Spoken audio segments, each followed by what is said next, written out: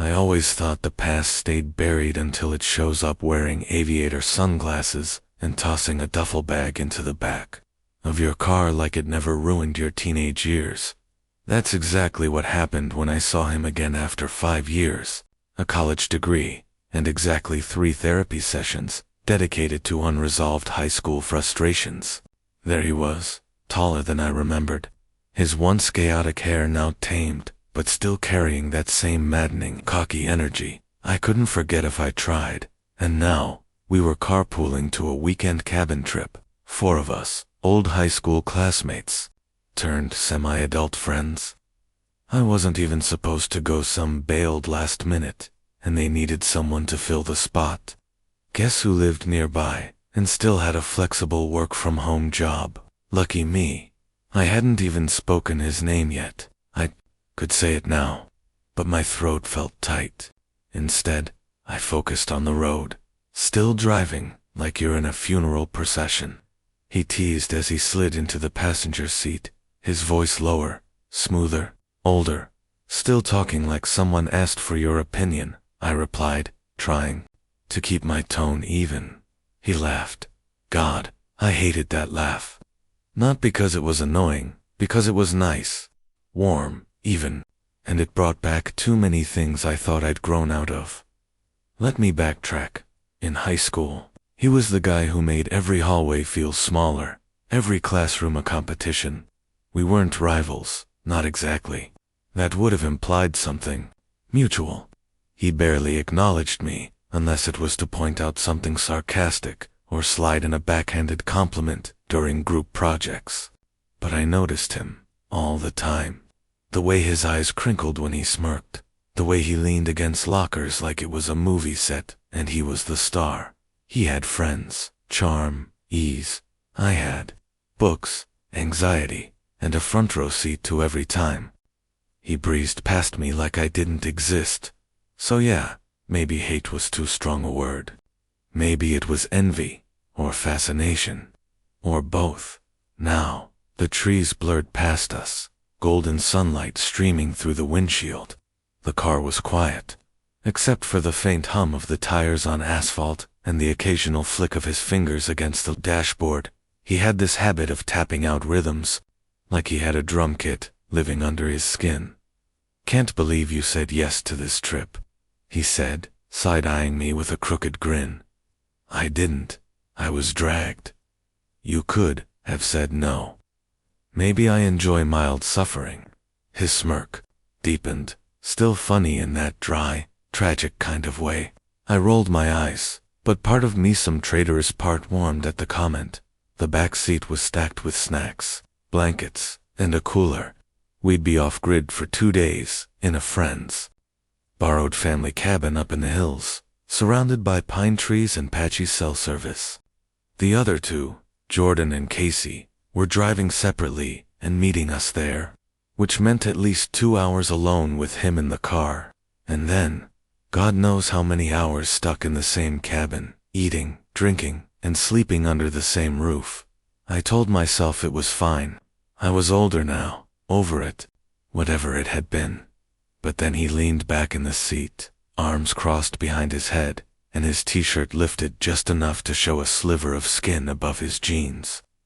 I glanced, just once, and immediately hated myself for it. You've changed, he said suddenly, breaking the silence, quieter.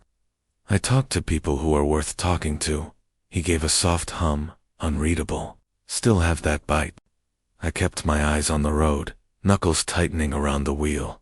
The truth was, I hadn't changed that much. Not where it counted.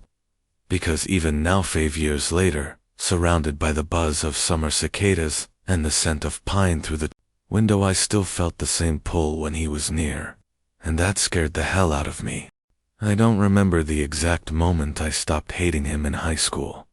Maybe it was during that group project in senior year when he stayed late to help me finish the slideshow and told me, in a rare moment of seriousness, "You're smarter than all of us. You just hide it behind sarcasm." Or maybe it was the time he caught me alone on the bleachers, headphones in, pretending I didn't hear the laughter around me and just sat there, not saying anything, but not leaving either. We weren't friends, not really, but we weren't strangers either. We existed on the edge of each other's lives, circling the same orbit, but never close enough to collide. Now, years later, here we were, pulling up to a worn-down cabin with peeling white paint, a wooden deck that creaked with age, and a view of endless pine-covered hills. The air was cooler up here, still carrying that late summer warmth, but with a bite of evening chill tucked underneath. Jordan and Casey's car wasn't there yet. We were early, of course. "Guess it's just us for now," he said, stretching his arms and cracking his back with a loud sigh. "You still sleep like a vampire? Perfectly straight on your back." I blinked at him. "Why do you know that?" He grinned. "High school trip to the observatory. You snored so quietly it was almost impressive." I did not snore. You did, like a faint ghost whisper. It was kinda adorable. I turned away too quickly, pretending to check my phone, which had no service. The cabin inside was dusty but cozy. A stone fireplace, 2 small bedrooms, and a loft space with a mattress. On the floor, there was something strangely intimate about walking into a space that wasn't yours, but knowing you'd be living in it for a while, sharing the same walls, the same air. We unloaded the car in silence, minus a few grunts and jokes about who brought the heavier bag. Once the sun began to dip, painting the sky with honeyed light, we sat on the deck, sipping cold sodas. His feet were up on the railing, my legs crossed beneath me on the wood. The kind of quiet that settled between us wasn't awkward, it was familiar, like we'd been here before, even if we hadn't. "You still draw?" he asked, out of nowhere. I looked at him, surprised. "Why do you remember that sketchbook? You always had one in your lap at lunch, pretending you weren't listening, but you were." I hesitated. "I still draw sometimes, mostly when I can't sleep." "I'd like to see them," he said softly. That threw me off. Not the words themselves, but the way he said them. Like he meant it. I laughed nervously. "You never cared about that stuff before." He shrugged, smiling sideways. "You never gave me a chance." Before I could respond, the front door creaked open behind us. He'd gotten up to unpack more blankets, while I stayed out on the porch, soaking in the golden hour. When he came back, he held up 2 thin sleeping bags. "Bad news. One of these zippers is busted," he said, tugging at the metal tab, which moved halfway before catching. "We've either got a blanket situation, or ... or one of us takes the couch," I finished. He raised an eyebrow. "Loft mattress is the biggest, warmest too." I didn't respond, suddenly hyper-aware of how small the loft looked earlier. "We'll figure it out when the others get here," I said, a little too quickly. His eyes lingered on me a second longer than necessary, before he nodded and turned to place the sleeping bags on the stair rail. But something passed between us, quiet and unspoken. A possibility that hadn't existed before. Dinner was lazy. Chips, sandwiches, soda, and laughter over memories we half remembered. The others arrived just before dark, and suddenly, the cabin, filled with voices and music from a Bluetooth speaker Jordan brought. I found myself stealing glances through the chaos at him, how his laughter still came easily, how he leaned in when he talked to me, how his hand brushed mine while we passed a bowl of popcorn, and neither of us moved for a second too long. Later that night, we all gathered near the fire pit, stars above, crackling wood in front of us. Someone asked a question, some drinking game twist on truth or dare. I don't even remember what it was, but I remember him looking across the fire at me, shadows dancing on his face, a soft smirk playing on his lips, and I remember looking backhand, not looking away. When it was time for bed, Jordan and Casey took the 2 tiny rooms. Naturally, I stood in the loft doorway, watching him already laid out on the mattress, one arm behind his head. "There's room," he said. I stood there for a beat too long. debating. My brain screamed all the reasons I shouldn't, but my heart traitor, that it has told me to stop running, so I stepped inside. The air between us was still, not tense, not heavy, just charged, like something was waiting, and maybe it always had been. It started with a plan to hike the Ridge Trail. Jordan insisted it would only take 2 hours. Easy loop, marked trail, barely an incline. He promised over eggs and toast the next morning. Naturally, it took 3 hours just to reach the halfway point, and by then the path had forked twice, and the light was starting to shift toward gold. Casey had twisted her ankle after misjudging a rock, so they doubled back to the cabin with the one working GPS. That left me and him standing at a faded wooden sign that didn't quite match what the trail map showed. We could follow this and loop around, he said, squinting at the scratched arrows, or head back the way we came. You think it loops around, I said, hands on my hips. That's not exactly comforting. He gave me that lopsided smile, equal parts challenge and charm. Where's your sense of adventure? At home? Wrapped in a weighted blanket. Still, I followed him. It wasn't like we were far from the cabin, and truthfully, I didn't mind being alone with him. Not really. That part had stopped bothering me sometime between watching him laugh around the fire last night and sharing the mattress in awkward silence after. We didn't touch, not even once, but I heard his breathing. I could feel the heat from his body, just a breath away. Every time he shifted under the blanket, I pretended to be asleep, just so I wouldn't have to say anything like my body wasn't humming from being that close to him now. Hiking behind him, I watched the muscles in his shoulders shift under. His shirt, the way the sun caught the back of his neck, the easy confidence in his stride. He turned every so often to check if I was still with him, tossing out small teases or comments about the scenery. I answered with dry humor, but each time, it felt softer, less like a battle, and more like a conversation. Eventually, the trail narrowed. Trees pressed in tighter, and the path sloped upward through a dense thicket of pine. Then came the snap. We both stopped. It wasn't loud, but it was close and, followed by the unmistakable crunch of footsteps over dry leaves. He turned to me, raising a finger to his lips. Probably just a deer, he whispered, though I saw his eyes scan the trees. Another step, and this time, it sounded bipedal. I didn't realize I'd grabbed his sleeve until he looked down at my hand. I let go quickly, pretending I hadn't. Let's keep moving, he said, voice lower now, cautious. We followed the trail until it curved and then dipped into a shallow ravine, and that's when we realized we were off the path. The signs were gone. No more red paint marks on trees. No cleared trail ahead. Okay, I breathed. You sure this loops back? He hesitated. That was answer enough, and then it started. A soft, distant rumble, not thunder. A low mechanical sound. My stomach dropped. Is that a truck? No. He looked up, squinting through the trees. That's the generator. For the ranger station, which means we're not near the cabin anymore. Not even close, he said, pulling out his phone. Still no signal. We stood there, quiet. Well, he finally said, running a hand through his hair, either we walk back or we wait here and try to cut through later. How late? He glanced at the light filtering through the trees. Too late. We ended up finding a sheltered alcove near a sloped rock face, tucked away from the wind.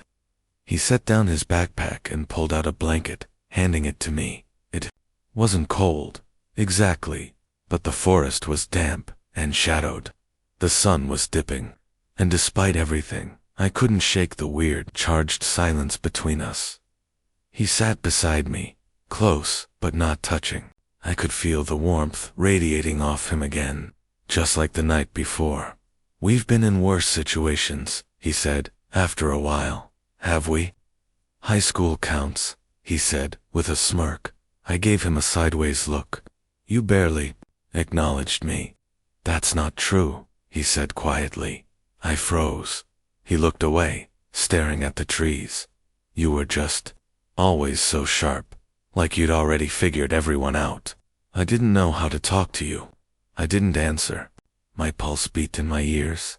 After a while, he continued, I wasn't the nicest guy I know, but I noticed you. More than you think. I looked at him. Why say this now? He didn't respond right away, just shrugged, still avoiding my eyes. Maybe because I've been stuck in the woods with you for hours and can't distract myself with anything else. I let out a small laugh, but it came out tight, strained. I wanted to say something, anything, but my chest felt too tight with things unsaid, like if I opened my mouth, it would all spill out in the wrong way. So I stayed quiet until he shifted, just enough that his shoulder brushed mine. It was small, barely a touch, but it was deliberate. I didn't pull away. I used to watch you. Sketch, he said suddenly. From across the quad, you were always so focused, like you lived in your own world. I did. Yeah, but you let me in once. His voice was softer now. That night, after the senior showcase, I walked you to the bus stop. I remember. I wanted to say something then, he said, his voice barely above a whisper. But I didn't know how. You could've, I said. I might have listened. His eyes finally met mine. It was like the air changed. He wasn't smiling anymore.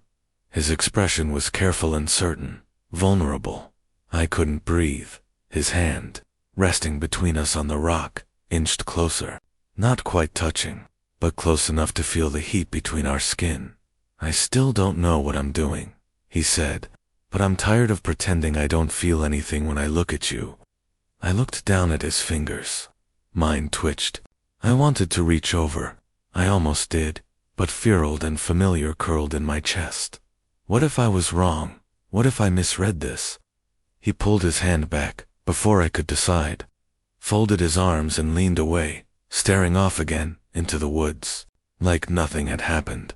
But something had, and even in the silence, I felt the tremor of what almost was echoing like footsteps in the trees. By the time we made it back to the cabin, the sun was nearly gone. We didn't say much on the walk. There wasn't much to say. We'd taken the long loop back, retracing half of our steps, until a familiar trail marker brought us back to the gravel road. The others were already inside when we arrived. Casey's ankle propped up on a pillow. Jordan passed out on the couch, with a half-eaten bag of trail mix on his chest. And us. We were quiet. Too quiet. He'd barely looked at me since that moment in the woods when his hand had hovered near mine, and the words between us had cracked something open. It felt like we were both walking around a fire we didn't dare look at directly, like acknowledging it would burn too hot, too fast. So instead, we slipped into routine, ate reheated soup, changed into clean clothes.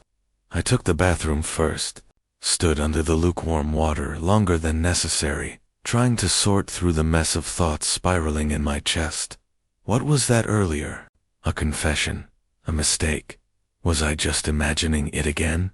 By the time I stepped out, towel around my neck, he was sitting on the edge of the loft mattress, shirtless. His back was to me. Broad shoulders hunched slightly, as if something heavy sat just under his skin. I stopped in the doorway, unsure if I should say something. Maybe I should just go to sleep. Pretend none of it happened. Pretend I hadn't spent the last few hours thinking about the way he looked at me. The quiet honesty in his voice. The way my hand had almost reached for his. Instead, I said the dumbest thing imaginable. You always take the middle of the mattress like it's your birthright. He looked over his shoulder, grinned faintly. You were in the bathroom for 40 minutes. Squatter's rights. I climbed up, throwing my hoodie onto the railing. He laid back, with his arms behind his head, like nothing was wrong. Like there hadn't been something real between us earlier. I laid beside him, staring at the ceiling, the wooden beams casting long shadows across the planks. Minutes passed. He shifted beside me. His voice came low, tentative. You okay? I turned my head slightly toward him. Yeah, just tired. You were quiet on the hike back. So were you. He nodded. Then, I kept thinking about earlier. My chest tightened. He went on in the woods. I didn't mean to make you uncomfortable. You didn't. He looked at me now. Really looked. Then why did you pull away? I swallowed. Because I didn't know what you were doing. Or if I was just making things up in my head again. He sat up slightly, resting on one elbow. You're not. I hesitated. Then what was that? He looked at me like I was the answer to a question he'd been afraid to ask. That was me. Trying to be honest. I sat up too. My heartbeat felt loud in the silence. You were never honest with me before, I said. In school, you ignored me, mocked me, sometimes. I was this invisible thing you sometimes acknowledged when it suited you. I know, he said, quickly, voice tight. I was scared. I didn't even know what I wanted back then, but I knew something about you pulled me in, and that scared the hell out of me. I stared at him. So you pushed me away? Yeah, he said, exhaling. I didn't have the words for it back then. I just knew that when you looked at me like you saw me, I felt exposed. I looked down at my hands. They were shaking slightly. I hated you, I whispered. He didn't flinch. I know. But I also didn't.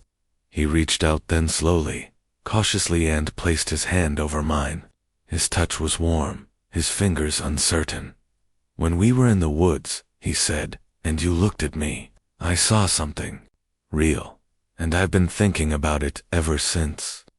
I turned my hand slightly, our fingers brushing. I don't know what I'm doing, I admitted. I don't know what this means. I just know I haven't stopped thinking about you since high school, and I hated that. I hated you for being everywhere in my head. His hand tightened around mine. Me too. I looked up. He was closer now, his face open, vulnerable in a way I'd never seen before. Not even back then. I wanted to say something that night. After the showcase, he said softly. I walked you to the bus, remember? I stood there thinking, just say something, anything, but I couldn't. I nodded. I remember. You said goodnight. That was it. It wasn't enough, he said. We sat there in that moment. Every emotion years in the making rising to the surface: uncertainty, regret, longing. And then, finally, it happened. He leaned in, slow, hesitant, giving me time to pull away. I didn't. Our foreheads touched first, his breath ghosting over my lips. My eyes fluttered shut. My heart beat like it was trying to break through my chest. When our lips finally met, it wasn't fireworks. It wasn't explosive. It was quiet, a whisper of a kiss, gentle, careful, like we were afraid it would break if we weren't soft enough. I felt everything in that kiss, the years between us, the confusion, the questions, the silent watching from across classrooms and quads. It wasn't polished. Our noses bumped. Our timing was slightly off, but it was real. When we pulled back, we didn't speak for a long time. He rested his forehead against mine. You still sketch? He murmured. Yeah, I whispered. Sometimes I draw you. He let out a shaky breath. I think I've always been waiting for this. I didn't know what to say to that, so I leaned into him again, resting my head on his shoulder, our fingers still tangled between us. His thumb brushed along the edge of my hands, low, steady. We didn't need words. Right then. The silence between us felt full, like it held all the things we weren't ready to say yet, but might someday. We lay back down, this time pressed a little closer. The weight of his arm eventually draping over my waist, like it belonged there. I didn't fall asleep right away. Instead, I memorized the rhythm of his breathing, the warmth of his skin beside mine, the way our fingers never fully let go, and in the dark, something in me settled, like the ache I'd carried for years had finally found a place to rest. The next morning, I woke up to the soft weight of his arm draped across my chest, and the sunlight pouring through the loft window, casting long, golden bars across the floor. For a moment, I didn't move. I just breathed. His fingers were still, loosely wrapped around mine, our legs tangled beneath the shared blanket. His face softened in sleep, looked younger, less guarded. There was no smirk, no cocked brow, no clever retort sitting at the edge of his mouth, just stillness, peace. I hadn't seen him like this before, and it stirred something deep in me, a kind of warmth that bloomed slow and wide across my chest. His eyes opened after a few minutes. Just barely. "Are you staring at me?" he mumbled, voice gravelly. I smiled. "No, I'm just studying." He smirked, eyes still half closed. "Creepy. Insightful." He stretched, his bare arm brushing against my side as he let out a small sigh. "So, that wasn't a dream, huh?" "Nope," I said, quietly. "We actually kissed." He paused, staring at the ceiling. "That was good, right?" "It wasn't. Just nostalgia mixed with hypothermia." I laughed. "If it was nostalgia, then I've been stuck in it for 5 years." He rolled over slightly, propping himself up on one elbow to face me. His fingers brushed my wrist absent-mindedly. "So, what now?" I looked at him for a long second. His expression wasn't playful now. It was hesitant, a little scared but open. "I don't know," I said honestly. "I mean, I didn't exactly come on this trip expecting a confession from my high school nemesis." He made a face. "Ouch. I prefer complicated mews," I snorted. "You were a menace." "Yeah, but an endearing one." He nudged me with his shoulder, and I nudged him back. It felt easy now. The banter, the touch, the honesty that no longer felt like a risk. "I want to figure it out," he said after a moment. "I mean, we live in the same city now, and I don't want to leave here pretending this was just a vacation kiss." I searched his face for a trace of doubt. There was none. "You're serious?" I said, almost in disbelief. He nodded. "I'm tired of being scared of things I want." I sat up slowly, hugging one knee to my chest as I looked down at him. "It won't be simple," I said. "We're not kids anymore, but we're not exactly the most straightforward people either." "Good," he said. "I'm allergic to simple." I smiled, shaking my head. "You're so dramatic." "Look who's talking," he said, tugging at the edge of my hoodie. "You've been brooding and drawing me from across the room for years. That's peak drama." I froze, then raised an eyebrow. "Waitu knew I was drawing you." He grinned. "Not at first, but senior year."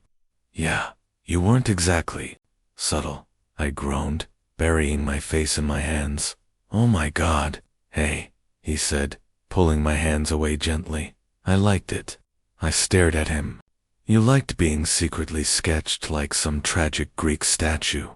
"Exactly that," he said with mock seriousness. "It was the only thing that kept my ego inflated through math class." I laughed, leaning into his touch when he brushed a strand of hair from my forehead. We sat there for a while, our knees touching, fingers occasionally brushing. There was no rush to move, no pressure to define everything perfectly. Just this being here, together, with something real between us now. Eventually, we went downstairs. Jordan and Casey were already making breakfast eggs, crackling in a pan. Music humming low from a phone speaker. No one asked questions. No teasing looks. Just a shared smile from Casey and an arched brow from Jordan that said "figured it out." Huh. And maybe that was enough. No one needed to say it out loud. Later that day, we went for a walk down the dirt path that led toward a shallow stream behind the cabin. He reached for my hand without thinking, fingers sliding between mine like they belonged there. "I used to picture this," he said softly, not looking at me. "Not the woods exactly, but just being able to do this. With you, out in the open." I squeezed his hand. "Why didn't you say anything back then?" I asked, even though I knew part of the answer. "I didn't know what I was feeling," he admitted. "And even when I did, I didn't think you'd want me." Not really. I looked at him, stunned. You seriously thought I wasn't interested? He chuckled sheepishly. You were always glaring at me, drawing me, but definitely glaring. That was repressed yearning, you idiot. Yeah, well, he said, brushing his thumb over my knuckles. I'm here now. You're here, and I want this. However complicated, or slow, or weird it gets, I want to try. Something in my chest softened at that. I didn't need grand promises. I didn't need a fairy tale, just him. This honesty, this chance. I do too, I said. He stopped walking and pulled me into a slow, quiet hug. Not urgent, not desperate, just close, steady, real. I like the version of us that exists now, I whispered against his shoulder. Me too, he said. But I think I'm going to like the one that comes next even more. The weekend came to an end with the sound of gravel crunching beneath our tires as we drove away from the cabin. He was in the passenger seat, legs kicked up on the dashboard like he owned it, sunglasses sliding down his nose. I caught him looking at me more than once, soft glances, when he thought I wouldn't notice. Except now, I did. I noticed everything. You're quiet, he said, nudging my shoulder as I navigated a turn. Just thinking about. I gave him a sideways glance. How weird it is that this all started with you stealing my favorite hoodie in senior year. He grinned. Technically, I borrowed it. For 6 months, still counts. We laughed, the kind of laugh that sits in your chest long after it fades. The silence that followed wasn't awkward anymore, it was warm, charged with all the things we didn't need to say out loud. As the city skyline reappeared on the horizon, reality returned in quiet waves. Work, life, friends who didn't know, yet family who might not understand. But it didn't feel daunting, not when his hand reached over and rested on my knee, grounding me. Hey, he said gently, we'll take it slow. One day at a time. No need to rush. I nodded, eyes still on the road. I know, just don't vanish again, okay? He turned fully to face me. I'm not going anywhere. Not this time. And I believed him. The following week was filled with little moments that, if you weren't paying attention, would seem ordinary. But to me, they were everything. Him, waiting outside my office with iced coffee and a smug missed me. Me sending him playlists titled For When You're Thinking About Me, which is always. Him stealing fries from my plate without asking. Me pretending to be mad, but never really meaning it. One night, I came home to find him sitting on my couch, sketchbook in his lap. My sketchbook. You broke into my apartment. You gave me a key yesterday. Oh, he grinned. Cute. That you forgot. I raised an eyebrow. What are you doing with that? I wanted to see how you see the world. And he flipped it around. On the page was a half-finished sketch of Himmler Kalmer, smiling like he was finally at peace. I didn't know I looked like this to you, he said, voice quieter now. That's how you've always looked to me, I said. I just didn't know how to tell you. He set the sketchbook down, walked over, and wrapped his arms around me from behind. His chin rested on my shoulder, breath warm against my neck. You tell me now, he murmured, every day, in 100 different ways. We went to dinner a few days later. It was nothing fancy, just a little Thai place around the corner that always smelled like lemongrass and comfort. Halfway through, he reached across the table and laced our fingers together. What? I asked, amused. I just like holding your hand. I rolled my eyes, but didn't let go. When the bill came, I reached for it out of habit. He slapped my hand away. I got it. You paid last time. Yeah, and I'll pay next time, too. Why? Because I'm wooing you, obviously. I snorted. You are not wooing me. He leaned forward, grinning. Admit it. You're this close to falling madly in love with me. I've already fallen, I said softly, surprising even myself. He blinked, and for a second, the bravado melted away. replaced by something real, vulnerable, honest. I have to, he said. We didn't need music. We didn't need moonlight or candlelight or some dramatic gesture. Just that moment, in a corner booth, with Hafid and Curry and our hands tangled together on a sticky table. That was enough.